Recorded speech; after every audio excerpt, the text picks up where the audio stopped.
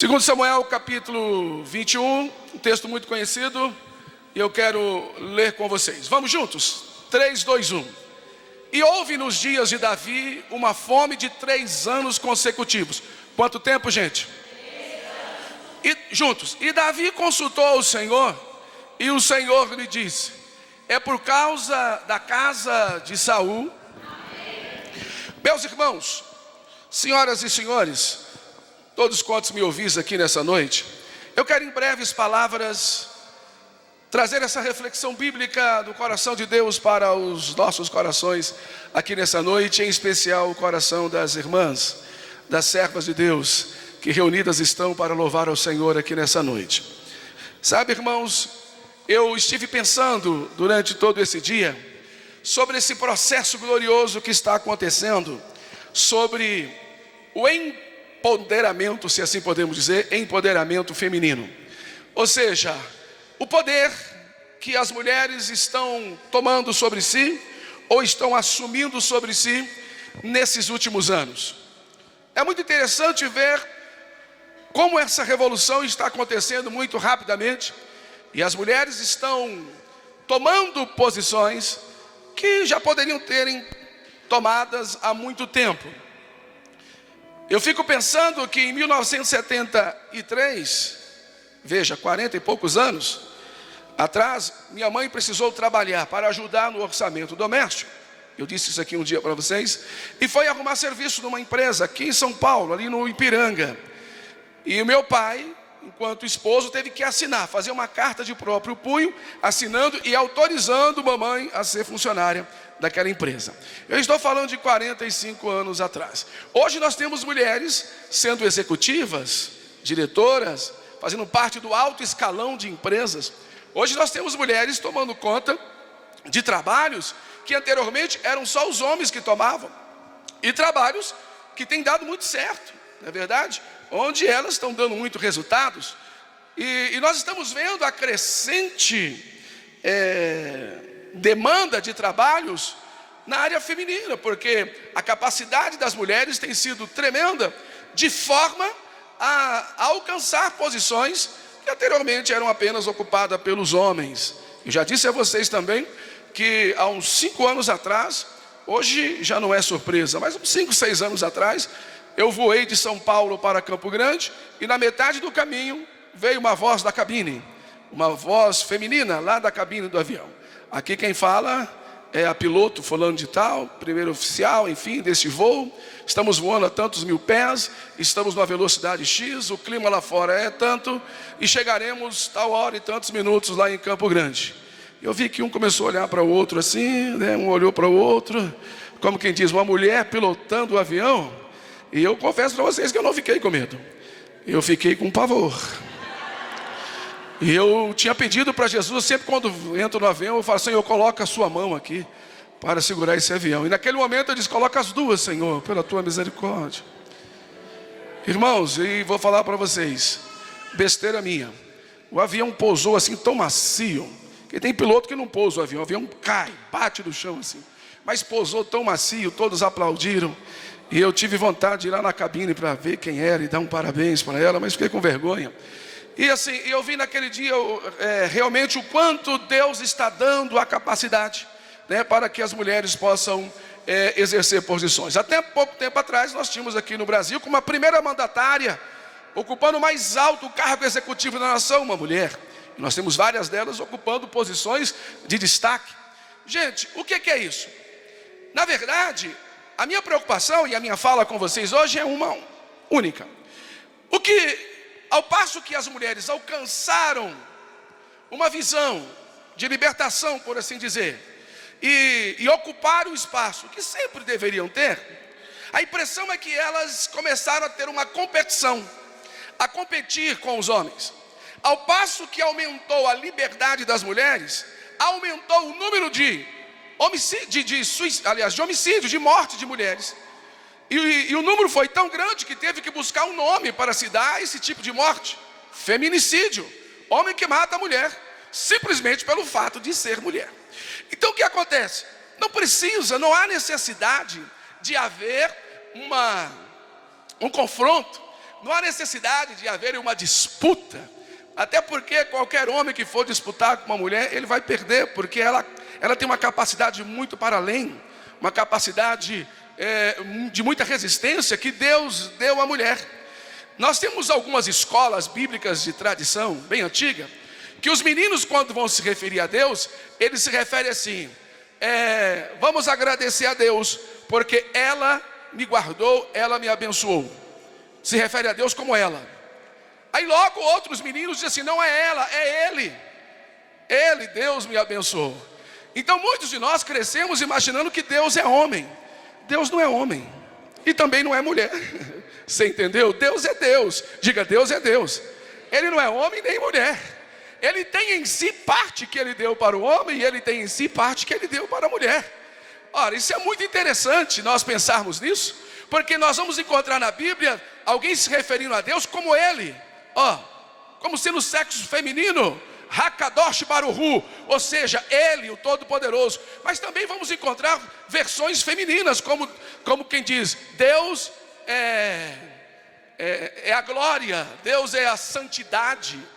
No termo feminino, nós vamos encontrar tantos outros termos. El Shaddai, que é um nome feminino. El Shaddai quer dizer seios, e um dos nomes de Deus é Shaddai, ou El Shaddai, que quer dizer seios. Então Deus, ele tem tanto vamos dizer assim, o lado feminino como o lado masculino. Então o que Deus é? Deus não é homem nem mulher, ele é Deus. Quem está entendendo, diga amém. Porque se você pensou que Deus era um velho, barbudo, careca ou cabeludo, parecendo o Papai Noel, então você se enganou, porque Deus não é homem nem é mulher, ele é Deus. Ele é Deus. Quem entendeu, diga amém. Ele é Deus. Então, gente, o que acontece? Tem um texto muito interessante, eu queria que alguém colocasse antes de eu comentar o texto que li. Coloca para mim, por gentileza, 19 de Êxodo. Olha que interessante.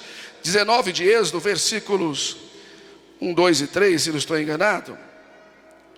E eu quero ler com vocês, só para você ver que interpretação interessante sobre esse texto. Coloca o 3 para adiantar. Coloca o 3. Olha lá, vamos juntos, 3, 2, 1. E subiu Moisés a Deus, e o Senhor o chamou do monte, dizendo: assim falarás. Todos, falarás o quê? Depois da vírgula. Parece uma redundância. Quem não conhece, pensa que o autor está fazendo uma redundância, porque a casa de Jacó e os filhos de Israel não é a mesma coisa? Hipoteticamente sim, só que não. Os nossos sábios, os exegetas interpretativos e os melhores vão dizer que quando Deus fala nesse termo, fala a casa de Jacó, ele está se referindo às mulheres, e aos filhos de Israel, aí sim, aos homens. Então quando você observa que Deus deu o compêndio de leis, deu a Torá, deu os mandamentos, Deus deu às mulheres, para que elas pudessem então guardar e reproduzir. Isso faz parte de uma lógica, pastora Edna, a senhora que regalou os olhos para mim. Isso faz parte de uma lógica. Por quê? Porque de todos que saíram do Egito, nós vamos imaginar, em pregações que ouvimos, que apenas 2 entraram no Egito, em Canaã, porque Deus os matou todos. Quer dizer, então vamos entender, dos que saíram do Egito, aqueles homens que saíram do Egito, Deus precisou matá-los. Os filhos que nasceram no deserto, Deus os deixou entrar. Apenas Josué e Calebe, que foram os que saíram lá do Egito, Deus os deixou entrar. Mas a história diz para nós que as mulheres que saíram do Egito, Deus não as matou, elas também entraram em Canaã. E por que entraram? Porque quando teve aquele movimento do bezerro de ouro, que Moisés estava lá em cima falando com Deus, e todos se rebelaram contra Deus, fazendo um bezerro de ouro, as mulheres não se envolveram. As mulheres não se envolveram com o paganismo, com a idolatria, e ficaram firmes, confiantes na palavra de Deus. Moisés vai descer. Se ele não veio ainda, porque Deus tem algum mistério aí, Deus está falando com ele, mas nós vamos esperá-lo, porque ele vai voltar. E mais do que isso, as mulheres foram responsáveis por salvar os israelitas lá do Egito. Você lembra de Sifrá e Puá, que é um codinome dado a 2 mulheres, que se você buscar, você que gosta de pesquisar, você vai ver que Sifrá e Puá nada mais era do que a mãe de Miriam e Miriam, Joquebede e Miriam. Eram as 2 mulheres que trabalharam como chefe da casa das parteiras, e o rei deu ordem para matar os meninos, e elas não mataram, elas salvaram aqueles meninos. Os meninos que eram para serem lançados no Nilo, aquelas mulheres não lançaram. Então, pelo mérito delas, que resolveu obedecer a Deus e não ao rei, Israel foi salvo das garras de Faraó. E Deus, como gratidão às mulheres, as deixou entrar na terra de Canaã. Quem entendeu pode glorificar o nome do Senhor. Então, alguém que não entende a Bíblia, olha para a Bíblia e pensa que Deus é um Deus machista, porque às vezes a mulher é subjugada, porque às vezes a mulher não aparece. Obviamente que a tradição tinha uma cultura, e naquela cultura bíblica, mulher não estudava. Quem estudava eram os meninos. As mulheres iam aprender o serviço de casa, para replicar para as demais gerações. Então as mulheres não estudavam, para você ver como elas eram segregadas na cultura. Quando via o censo, o IBGE da época, não contabilizavam as mulheres e nem as crianças. Então elas tinham um certo desprezo pela sociedade da época, mas Deus nunca as desprezou. Deus sempre se utilizou do ministério feminino, e Deus sempre quis que elas fizessem a parte que lhes cabe. Só que com o passar do tempo, então, as mulheres foram entendendo isso, e isso é maravilhoso. Eu tenho uma história que é uma história linda, de uma senhora, eu falei sobre ela um dia, chamada Sarah Schmiller, no ano de 1907, na Cracóvia, na Polônia, naqueles países da cortina de ferro, na antiga União Soviética. Essa mulher, serva de Deus, resolveu abrir a primeira escola bíblica para mulheres. Em um mundo ortodoxo, em um mundo machista, em um mundo onde as mulheres não tinham vez e nem voz, essa mulher, Sarah Schmiller, se levantou e abriu a primeira escola. Estou vendo ali a missionária Sarah, né? Olhando para mim, é o seu nome, a sua xará. Então essa Sarah Schmiller abriu a primeira escola bíblica, de cursos bíblicos para mulheres, o que gerou uma confusão, o que gerou um desprezo pela liderança da época, o que gerou um inconformismo. Como se pode, porque quem estuda são os homens, mulheres não estudam, e agora essa mulher vai abrir essa escola, e ela começou a ser instrumento de Deus, a ensinar outras mulheres a Bíblia, a palavra de Deus, ao passo que grandes líderes da época se renderam a ela. E na antiga União Soviética, antes dessa mulher morrer, Sarah Schmiller, ela fundou 248 escolas apenas para mulheres, estudando a Bíblia, aprendendo a palavra, rompendo com a tradição e sendo instrumento nas mãos de Deus para uma geração que estava com os olhos tapados à palavra de Deus. Olha que coisa impressionante. E eu vejo Deus usando a capacidade das mulheres para levar a palavra, e isso me encanta. Então, quando me preparava para esse momento dessa noite, para falar para as senhoras, o meu coração então entrou em ebulição ao ver a grandiosidade que vocês representam para Deus e representam para nós. E muitas de vocês não conseguiram ainda descobrir o potencial que Deus colocou nas mãos de vocês. Sifra e Puá, elas obedeceram a Deus e não ao rei. Gente, quem é que desobedece rei? Palavra de rei é palavra de rei, palavra dada, palavra cumprida. Se não obedece, vai morrer. E diz a Bíblia que elas resolveram, elas decidiram, diga se pode, decidiram obedecer a Deus. Diga e não ao rei. Diga e salvou os meninos. Diga, salvou uma nação inteira.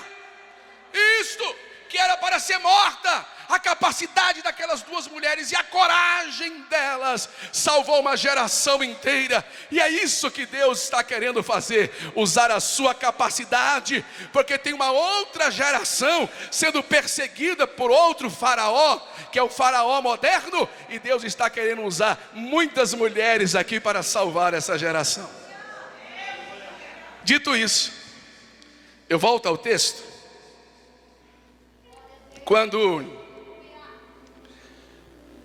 um dia Josué foi surpreendido por um povo com sandálias velhas, roupas rasgadas, pão mofado sobre os jumentos, dizendo: nós viemos de longe, porque ouvimos falar que o Deus de vocês é um Deus poderoso. Ouvimos falar que vocês vão conquistar Canaã, e Deus deu Canaã para vocês. E os nossos líderes, os nossos maiorais, nos mandou vir aqui para sermos servos de vocês. Esse povo se chamava gibeonitas, era vizinho de Israel. Só que Josué não os conheceu. Eles se fizeram passar como nômades, como pedintes no deserto. Então Josué fez uma aliança com os gibeonitas. Bom, entraram na casa de Deus. Eles não eram da casa de Deus, nós lemos o texto. Eles não eram israelitas. E quando Josué descobre, através dos seus assessores, dizendo: não, eles não são de longe, eles são vizinhos, eles moram aqui em Canaã mesmo. Então Josué foi falar com eles, e eles se renderam dizendo: é porque nós ficamos sabendo que o Deus de vocês vai colocar vocês em Canaã, e nós ficamos com medo de vocês nos destruírem, nos matarem. Então nos fizemos passar como povo do deserto, porque não queríamos ser mortos, queremos ser servos de vocês, e desse Deus todo-poderoso que é o Deus de vocês. Então Josué não os matou, Josué não os perseguiu, deixou eles morando junto na casa de Deus. Foi uma aliança, Deus honrou a aliança que Deus fez com os gibeonitas. O tempo passou, ouça-me, o tempo passou. Diga se pode, o tempo passou. Diga se pode, o tempo passou. Obrigado, não é fácil esperar o tempo passar, mas enquanto o tempo passa, muitas coisas boas acontecem. Enquanto o tempo passa, as máscaras caem, e nós conhecemos quem é o verdadeiro e quem é o falso. Enquanto o tempo passa, as feridas são curadas, são saradas, e nós voltamos a respirar saúde. Enquanto o tempo passa, passamos a obter respostas que não tínhamos no passado, e passamos a obtê-las no tempo presente. Não é fácil esperar a ação do tempo, mas enquanto o tempo passa, algumas coisas boas acontecem.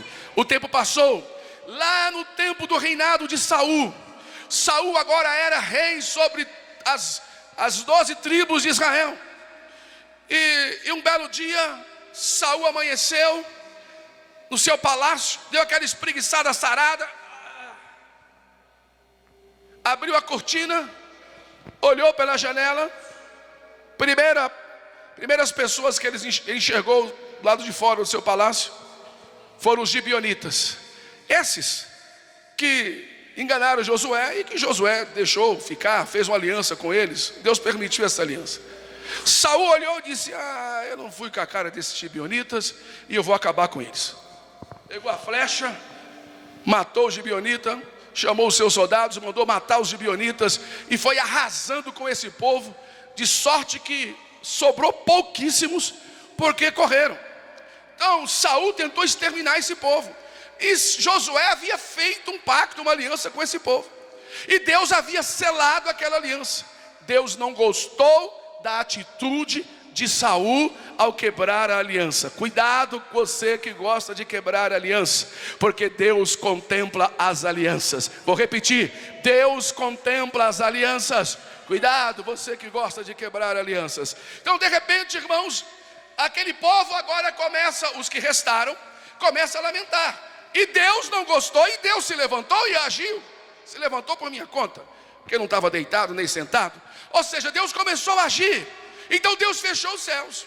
Saul então sai do governo, Saul morre, Davi vai para o trono. E quando Davi está governando, Deus fechou os céus e ficou 3 anos sem chover. Quantos anos? Você sabe o que é 3 anos sem chuva? Não tem plantação, não tem colheita, não tem comida, irmão, não tem água, há uma seca terrível. Aí vem a pobreza, 3 anos sem chuva não é fácil. E a miséria começou a tomar conta, e Davi ora daqui, ora dali, Davi busca solução aqui, busca solução ali, e nada se resolve. Um dia Davi fala com Deus: Deus, o que está acontecendo? O que eu fiz de errado? Ou o que o Senhor está nos punindo? Porque não vem chuva? 3 anos já. Deus disse: eu tranquei os céus e não mandei chuva, porque eu não gostei da atitude de Saul, que quebrou uma aliança de Josué entre os gibeonitas, e ele matou os gibeonitas. Quando Davi ficou sabendo, meu Deus do céu, que barbaridade foi essa que o meu antecessor fez? Eu preciso corrigir isso. E então Davi, muito inteligente como era, Davi procura os gibeonitas que restaram no seu reino, e disse: olha, eu quero saber como resolver isso. Eu quero saber como pagar a morte dos seus compatriotas, como resolver essa questão. E eles disseram: nós não queremos ouro. Os gibeonitas disseram: não queremos prata, nós não queremos a morte de ninguém aqui de Israel. Agora nós ficamos sabendo que tem gente da casa de Saul que quase exterminou o nosso povo. E tem gente da casa dele que está vivo ainda.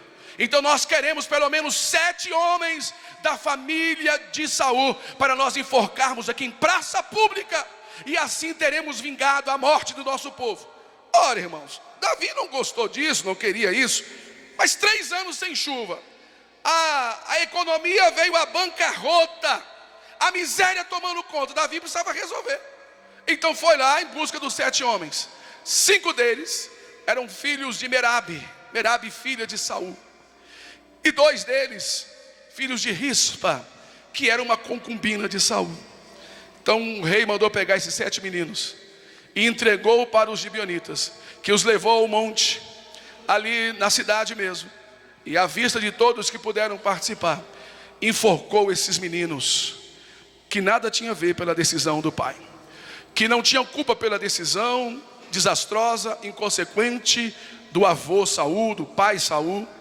Aqueles meninos e a mãe deles, que culpa não tinha, pelo orgulho, pelo egocentrismo, pelo desequilíbrio mental e moral que veio sobre Saul, a ponto de quebrar uma aliança. E agora precisa ver os seus filhos serem mortos em praça pública, por conta da inconsequência do pai e do avô. Não foi fácil para Merabe, e não foi fácil para Rispa, ao ver os seus 2 únicos filhos sendo mortos. Rispa não tinha culpa, os meninos muito menos, mas ela teve que ver os seus 2 únicos filhos sendo enforcados em praça pública. E a história registra um fato interessante, que me chama sempre a atenção, que foi o de Rispa, que depois que mataram os meninos, ela pediu os corpos deles, e disse: não, eu quero ficar perto deles.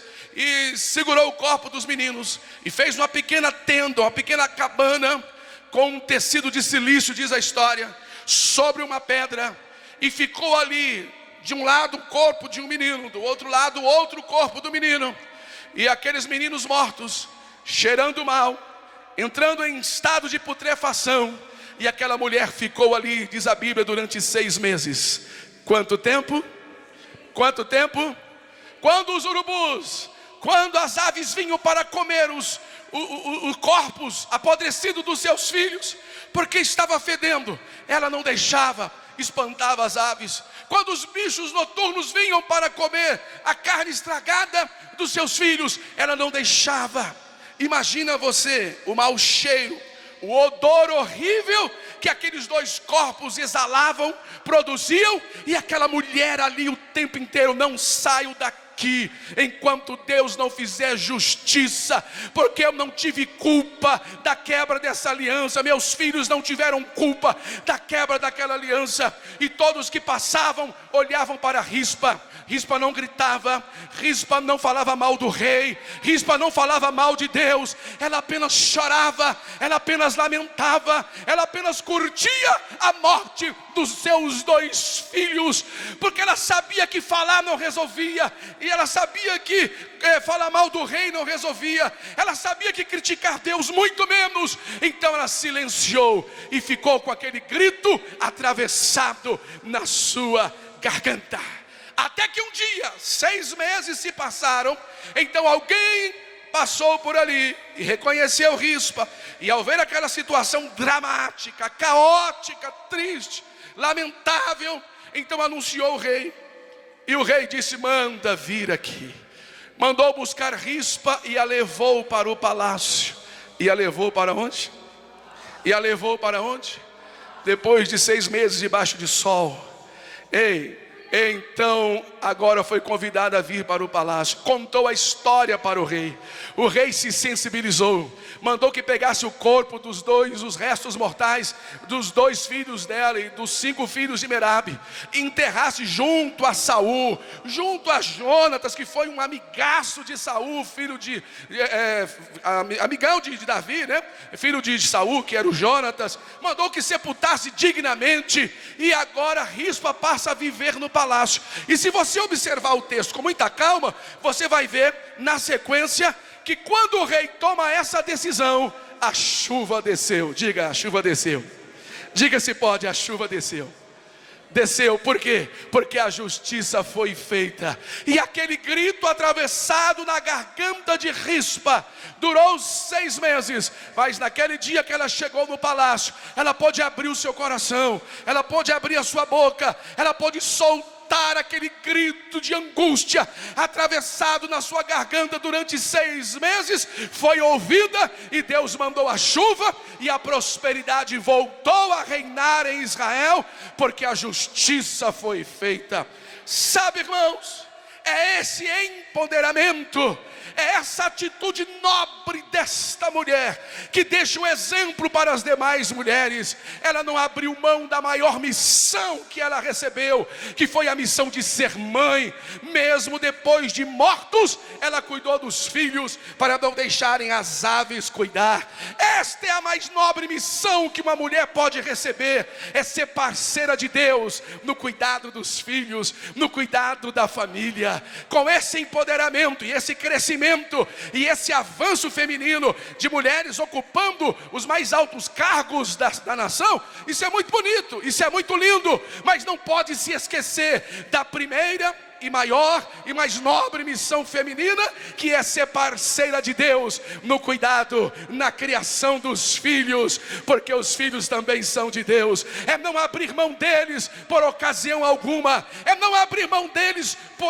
por qualquer gesto, é não abrir mão deles por nada, porque eles são de Deus em primeiro lugar, e depois Deus confiou a vocês. Esta é a mais nobre missão que estas mulheres receberam, a missão de serem sócias, parceiras de Deus na educação dos filhos. Então, se eu falo para alguma mulher aqui que porventura se sente um tanto menosprezada porque não teve condições de cursar uma faculdade, de fazer um curso superior, de fazer uma graduação, pós-graduação, se eu falo para alguém que se sente um tanto menosprezada porque não sabe dirigir, não tem carta de motorista, porque não é uma executiva, porque não é bilíngue, porque não sabe falar 2 idiomas, porque não consegue ocupar os mais altos cargos na sociedade, eu quero lhe dizer que você deve tranquilizar o seu coração, porque você tem a mais nobre missão que Deus deu a uma mulher, que é gerar filhos, que é cuidar dos filhos,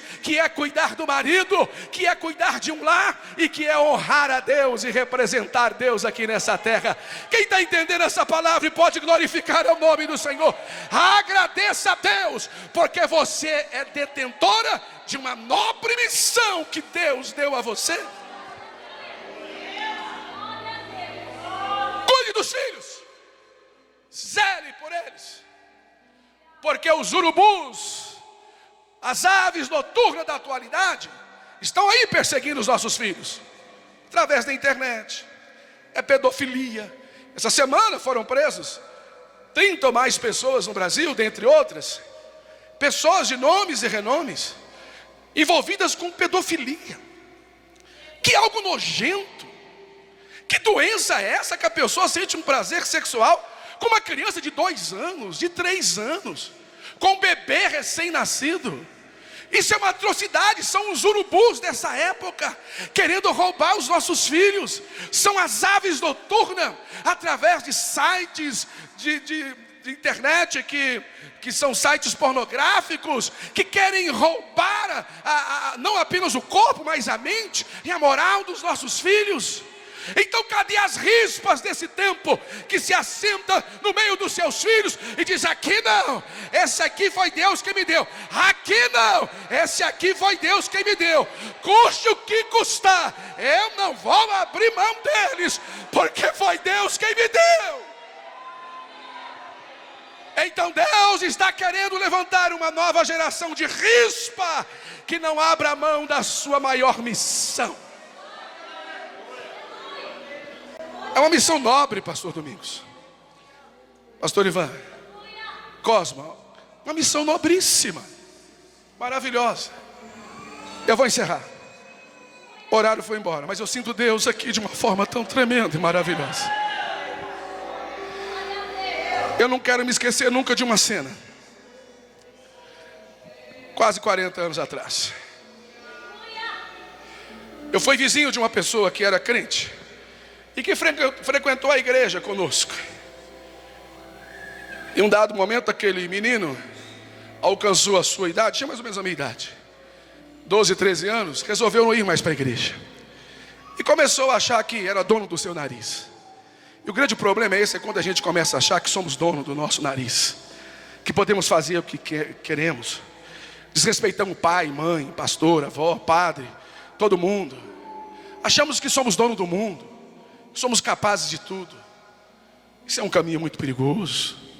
E esse menino, ele se enveredou por esse caminho, pelo caminho das drogas. E nós dávamos conselhos, visitávamos a igreja. E não queria mais saber da igreja, não queria mais saber de cantar com os jovens. Passou a ser um usuário de drogas. Mais do que isso, passou a ser agora um traficante de drogas. Mais do que isso, agora passou a ser um chefe de quadrilha, perigosíssimo. Homens e recrutando outros jovens e homens e meninas à sua volta. E ele era temido pelas demais quadrilhas, pelos demais chefes de tráficos que havia em outros lugares. Crente, a mãe de oração na igreja, quando encontrava com a gente, ore pelo meu filho, eu sei que Deus pode trazê-lo de volta. Enfim, a mãe nunca desistiu. E eu me lembro que um belo dia estava voltando para casa, ouça-me, eu encerro aqui. Um belo dia estava voltando para casa e estou avistando na rua, na direção de casa, onde morava, uma confusão de gente. E logo perguntei para alguém o que foi. Parece que assassinaram alguém ali. Polícia, aquele movimento, curiosos. E eu também curioso, igual dos demais, me aproximei. E quando me levantei entre os pés para observar entre os ombros das pessoas que lá estavam, quem é que eu vejo estirado no chão? Carlinhos. O sangue correu. Uma gangue rival surpreendeu o temido e o matou. E naquele momento que eu cheguei, eu vi quando a mãe de Carlinhos, serva de Deus, correu, ficou sabendo que ele havia sido baleado. Meu Deus, o meu filho, pelo amor de Deus, não deixe meu filho morrer. E veio em meio àquela situação, o policial estava ali cuidando do corpo até chegar as demais autoridades. E ela veio, e eu me lembro como se fosse hoje, pastora Raquel. Ela encangou, como se monta num cavalo, em cima do filho, deitado no chão morto, o sangue jorrando. E ela deitou e colocou a boca, o nariz sobre o nariz de Carlinhos, os olhos sobre os olhos de Carlinhos, cheio de sangue, morto, dizendo: meu filho, tanto que eu falei, tanto que eu avisei, tanto que eu te pedi, e você não me obedeceu. Eu sabia que isso ia acontecer, mas por que você fez isso? Você que é o meu filho querido. E o policial, quando viu, disse: senhora, dá licença, só não pode ficar em cima não. Todo mundo aqui sabe que ele não prestava, era um ladrão, matou muita gente. E naquele momento, eu olhei para os olhos daquela mulher, olhando para o policial, missionária Val, e eu vi no olhar daquela mulher um olhar que eu não quero me esquecer nunca mais. Eu vi o olhar de Deus nos olhos daquela mulher, olhando para aquele policial e dizendo assim: você fala assim, policial, porque não é o seu filho, porque você não carregou no seu ventre 9 meses, porque você não deu de mamar, porque você não cuidou, é por isso que você fala assim. Ele saiu de dentro de mim, é o meu filho, eu cuidei dele até o último momento. E não é agora que ele morreu e nessa condição que eu vou deixar de amá-lo. É o meu filho querido que Deus me deu. Eu nunca quero me esquecer daquele olhar e daquelas palavras, porque eu vi os olhos de Deus naquela mulher. Sabe por quê? Existem dezenas e centenas de pessoas olhando para mim e para você, dizendo: não vale nada, não presta. E Deus está dizendo: é meu. O meu filho pagou o preço, derramando sangue na cruz por ela e por ele. E é por isso que eu não abro mão. Quem pode adorar o nome do Senhor nessa noite? Deixa eu ver, vamos ficar em pé? Vamos ficar em pé? Perdendo, eu aprendi a subir, descendo, doeu, mas eu cresci, e cresci, diminuindo, apareci, desaparecendo, e o poder de Deus na minha fraqueza se aperfeiçoou. Tem coisa boa chegando, tem algo acontecendo, e não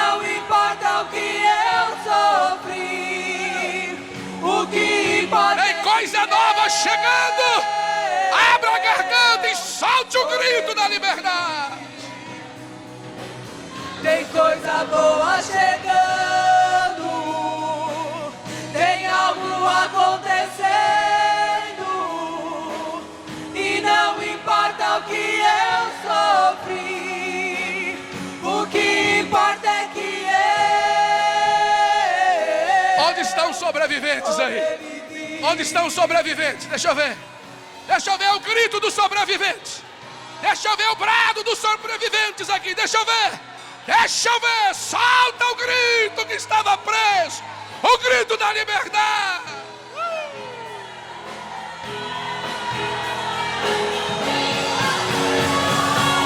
Eu aprendi a ganhar, perdendo, aprendi a subir, descendo, doeu,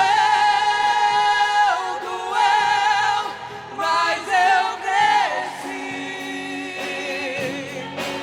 e cresci, diminuindo, apareci, desaparecendo, e o poder de Deus na minha fraqueza se aperfeiçoou. Tem coisa boa chegando. Tem coisa boa chegando. Tem coisa boa chegando no seu coração, na sua casa. Receba essas palavras Não proféticas. importa o que eu sofri, o que importa é que eu sobrevivi. Eita Deus Tem bonito. coisa boa chegando, Eita Deus lindo. tem algo acontecendo, e não importa o que eu sofri, o que importa é que eu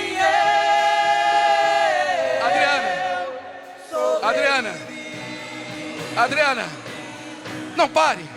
Vamos só um pouquinho, vamos continuar cantando, mas vamos encerrar assim, ó. Você vai sair do seu lugar e você vai representar Deus aí agora. Você vai representar quem? Representar quem? Você vai abraçar quantas pessoas você conseguir, cantando e abraçando, e vai dizer assim, ó, tem coisa nova chegando. Vamos lá? Pode continuar. Nós vamos encerrar assim, abraçando os irmãos e as irmãs, confraternizando por esse tempo profético de Deus. Agora, pode sair do seu lugar, vai lá. Pode ir, pode ir. Eu aprendi a ganhar, perdendo, aprendi a subir, descendo, doeu, mas tem coisa boa chegando, tem algo acontecendo. Deixa Deus renovar, deixa Deus fazer. Solta o grito que estava preso. O que importa é que eu sobrevivi. Tem coisa boa chegando. Eita Tem Deus algo lindo. acontecendo, e não importa o que eu sofri, o que importa é que eu sobrevivi. Continua, não para não. Que o grande amor de Deus, o nosso eterno Pai, a graça de nosso Senhor e também Salvador Jesus o Cristo, as doces e eternas consolações do seu Espírito, esteja com todo o povo de Deus. E quem crê, diga amém. Vamos aplaudir bem forte ao Senhor. Mais forte, mais forte, mais forte. Continue cantando, pode continuar cantando aí. Deixa Deus fazer.